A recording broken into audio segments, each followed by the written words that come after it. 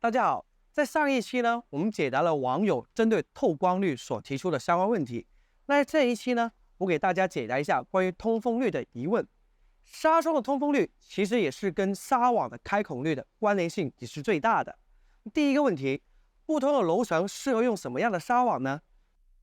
首先，我们先了解一下不同楼层的风力的对应关系。在低楼层呢，特别是接近地面的楼层呢，风力通常都会较弱的。这是因为地面上的建筑物、树木和其他障碍物会阻挡和减弱风的流动。通常情况下，低楼层的风力相当于微风1级或者是和风2级。在中等楼层，风力可能会比低楼层稍微强一些，因为楼层高度较高，有利于接收更多的风。具体的风力水平会受到气象条件和周围环境的影响，大致可以将中等楼层的风力相当于微劲风3级或者是轻劲风4级。在高楼层，由于楼层的高度较高，风力可能会较强，这是因为高楼层直接暴露在更多的风力之下，没有太多的遮挡物，因此高楼层的风力可能相当于中劲风5级或是强劲风6级。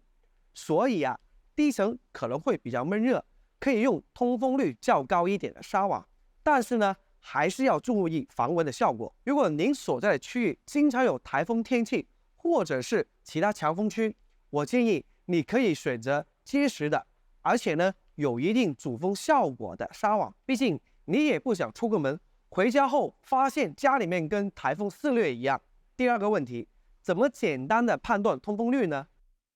那我在这给大家介绍一个简单的方法。我们也是问门店销售员索取纱网的样板，然后呢，我们准备一张纸巾，将纸巾紧贴在样板上，然后打开手持小风扇，我们观察纸巾的运动情况，从而比较它们的通风率。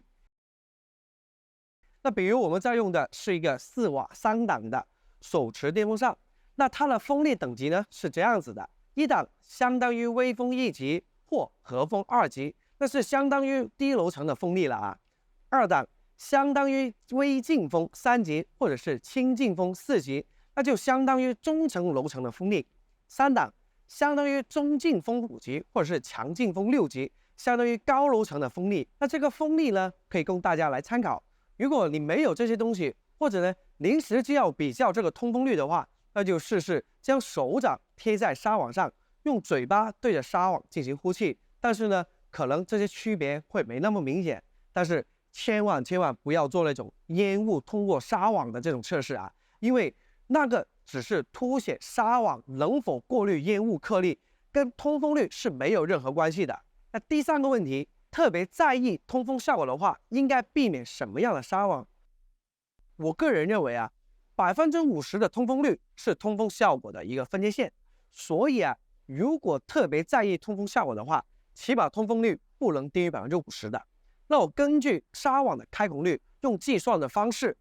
设计开孔率为50%，然后呢，丝径和目数的关系呢就如下了。举个例子丝径是0.45毫米的纱网，那50%的通风率的话呢，目数应该是16.53。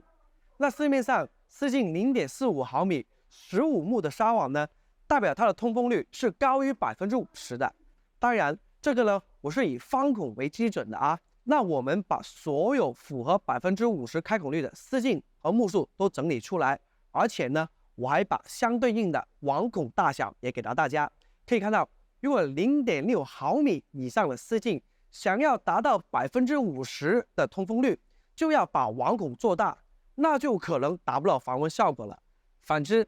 ，0.6毫米以下的纱网，它的丝径目数基本符合我们市场产品的标准参数，所以它的通风率算是可以的了。只要不是用来过滤或者是防尘的，基本都能达标。那以上呢，就是我们这期的全部内容。大家还有什么问题的话，可以留言给我们。喜欢我们的视频的话，可以给我们点个赞。我们下期再见，拜拜。